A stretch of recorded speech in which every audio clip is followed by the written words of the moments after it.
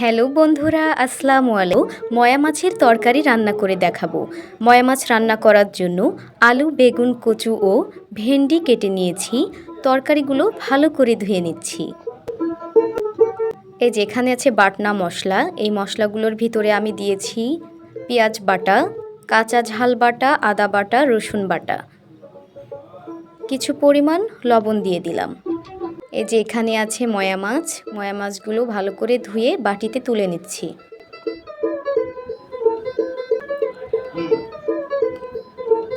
কিছু পরিমাণ তেল দিয়ে দিলাম। মশলাটা দিয়ে তরকারিটা ভালোভাবে মাখিয়ে নিতে হবে।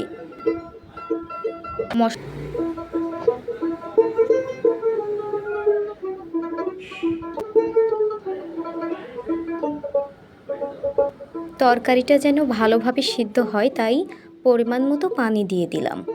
সব কিছু দেওয়া কমপ্লিট হয়ে গেছে, চুলোতে বসিয়ে দিলাম রান্নাটা। ঝোলটা একটু বেশি রেখেছি যেন তরকারিগুলো ভালোভাবে সিদ্ধ হয়। ঝোলটা এত রাখা যাবে না, যেহেতু এটা চচ্চড়ি হবে তাই ঝোলটা শুকিয়ে ফেলতে হবে। তো অনেকটা কমে গেছে, তরকারিটা হওয়ার জন্য আরও কিছুক্ষণ অপেক্ষা করতে হবে।